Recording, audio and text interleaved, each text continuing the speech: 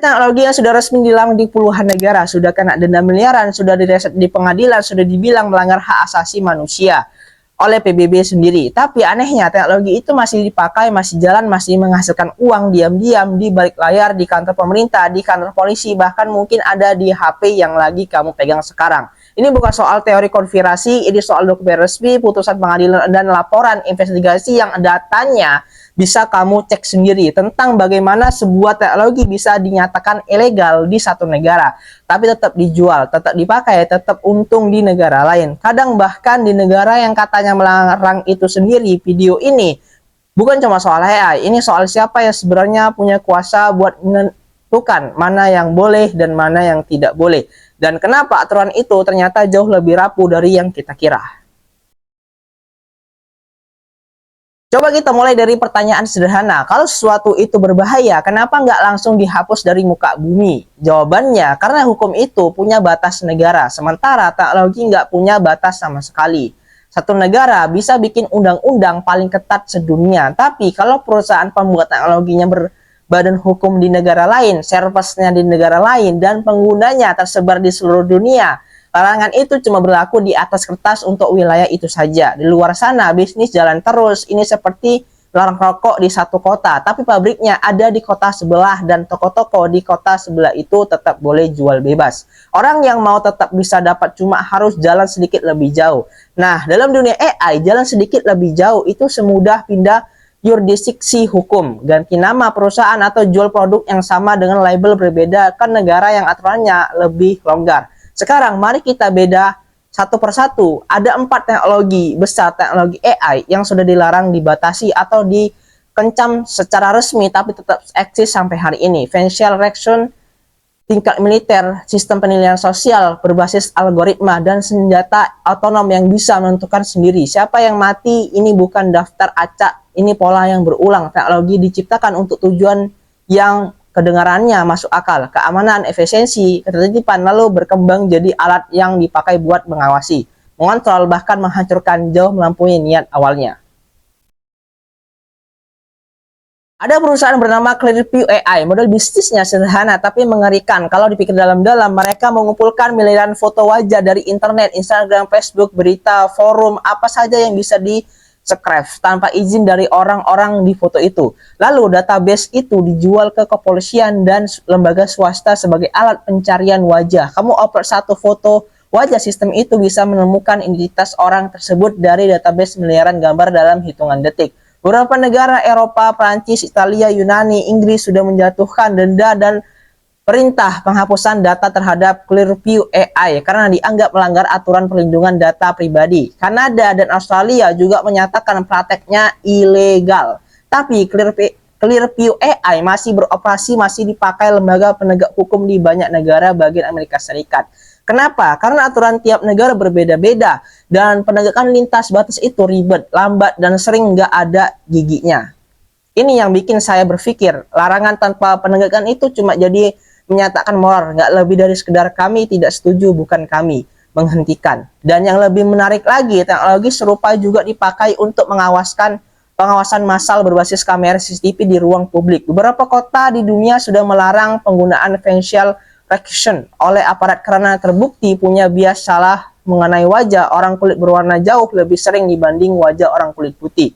Artinya kesalahan identifikasi ini bukan cuma soal privasi, tapi soal orang-orang yang bisa ditangkap karena kesalahan mesin, bukan kesalahan mereka. Sekarang kita masuk ke sesuatu yang jauh lebih senyap dan jauh lebih menakutkan. Software tingkat militer. Ada perusahaan asal Israel bernama NSO Group membuat perangkat lunak bernama Pegasus. Fungsinya secara sederhana bisa menyusup ke ponsel seorang tanpa orang itu mengklik apapun, tanpa dia sadar sama sekali. Setelah masuk, pengasus bisa membaca semua pesan, mengaktifkan kamera dan mikrofon dari jarak jauh, melacak lokasi, bahkan tanpa korban tahu ponselnya sedang disadap. Awalnya alat ini dijual dengan alasan untuk melawan terorisme dan kejahatan berat. Tapi laporan investigasi dari Koalisi Jurnalis Internasional menemukan bahwa Pegasus dipakai untuk menyadap jurnalis, aktivitas hak asasi manusia, pengacara, bahkan kepala negara dari negara lain. Amerika Serikat memasukkan NSO Group ke daftar hitam perdagangan mereka. Beberapa negara Eropa membuka investigasi resmi, tapi NSO Group tetap beroperasi, tetap punya klien pemerintah di berbagai belahan dunia. Karena bisnis ini menguntungkan pemerintah yang membelinya, dan pemerintah yang membeli itu yang justru punya kuasa untuk menegakkan atau mengabaikan aturan. Ini bagian yang menurut saya paling penting untuk dipahami. Yang melarang teknologi ini biasanya bukan yang memakainya, dan yang memakainya biasanya nggak punya insentif buat berhenti, karena teknologi itu memberi mereka kuasa yang sebelumnya nggak pernah mereka punya. Ngerti kan? Bagian ini nggak berbeda karena bukan soal satu perusahaan, tapi soal satu sistem yang dijalankan oleh negara. Di beberapa daerah ada sistem yang mengabungkan data perilaku warga, mulai dari catatan finansial, aktivitas online, sampai interaksi sosial untuk menghasilkan semacam skor kepercayaan. Skor rendah bisa berdampak nyata, dibatasi aksesnya ke transportasi, pinjaman, bahkan pekerjaan tertentu. Uni Eropa lewat regulasi AI, mereka secara eksplisit melarang sistem penilaian sosial semacam ini kalau dipakai pemerintah untuk mengevaluasi warganya secara umum, karena dianggap terlalu invasif dan berpotensi diskriminatif. Tapi larangan itu cuma berlaku di wilayah Eropa. Di luar sana, konsep serupa terus dikembangkan dalam bentuk yang lebih halus, bukan disebut skor sosial, tapi skor resiko, skor kredit alternatif, skor reputasi digital. Namanya berubah, cara kerjanya nyaris sama, mengumpulkan data perilaku untuk memutuskan siapa yang layak dipercaya dan siapa yang tidak. Yang bikin saya merinding dari ini bukan teknologinya, tapi betapa mudahnya kita menerima logika ini kalau dibungkus kata-kata yang kedengarannya netral. Skor resiko kedengarannya seperti keputusan bisnis biasa, padahal dibaliknya itu tetap algoritma yang menentukan siapa dapat kesempatan dan siapa tidak, tanpa proses yang tidak kamu tanya balik atau kamu banding. Yang paling berat tapi paling penting untuk dibahas terbuka, ada teknologi senjata yang disebut Lethal Autonomous Weapon, senjata yang bisa mengidentifikasi target dan mengambil keputusan menyerang tanpa perintah langsung manusia di setiap tahap. Bukan drone yang dikendalikan operator manusia dari jarak jauh, tapi sistem yang bisa memilih sendiri siapa yang jadi sasaran berdasarkan data dan algoritma.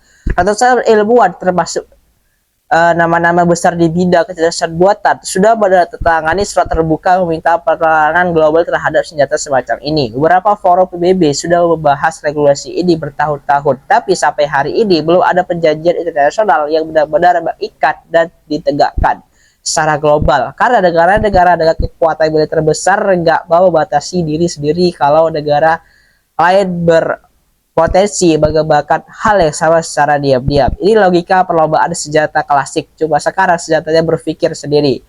Setiap negara yang menanam diri berisiko tertinggal dari negara yang tidak menahan diri. Jadi semua orang tahu ini berbahaya, tapi nggak ada yang mau jadi pihak pertama yang berhenti.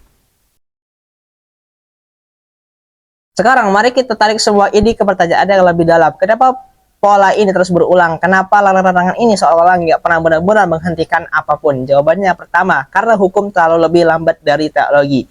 Butuh waktu bertahun-tahun untuk merumuskan undang-undang, membahasnya di parlemen, meloloskannya, baru kemudian menegakkannya. Sementara teknologi bisa berubah bentuk dalam hitungan bulan aja. Saat aturan akhirnya jadi, teknologinya sudah berevolusi jadi versi baru yang nggak sepenuhnya tercakup oleh aturan lama. Jawaban kedua, karena insentif ekonomi dan politik sering lebih kuat dari insentif etika. Teknologi pengawasan itu menguntungkan bagi yang punya kuasa untuk mengawasi. Pemerintah dapat kontrol lebih besar, perusahaan dapat pendapatan besar dari kontrak pemerintah. Yang dirugikan biasanya adalah pihak yang paling sedikit punya kekuatan untuk melawan.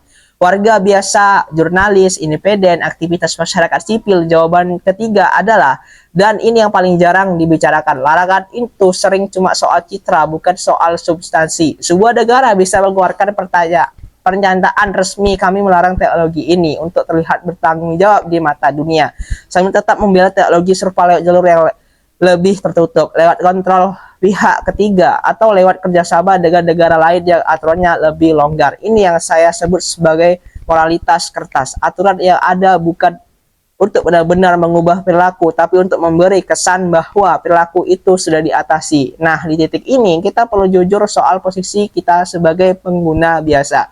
Kita hidup di dunia di mana kita nggak pernah benar-benar tahu data kita dipakai untuk apa, dikumpulkan oleh siapa, dan disimpan di servis negara mana. Setiap kali kita upload foto, setiap kali kita klik izinkan lokasi, setiap kali kita pakai aplikasi gratis yang sebenarnya menghasilkan uang dari data kita, kita jadi bagian dari ekosistem yang sama yang membuat teknologi tadi terus bertahan hidup. Bukan berarti kita harus paranoid dan berhenti pakai teknologi sama sekali. Itu nggak realistis dan nggak perlu. Tapi ada perbedaan besar antara pakai teknologi dengan sadar dan pakai teknologi tanpa pernah bertanya sama sekali.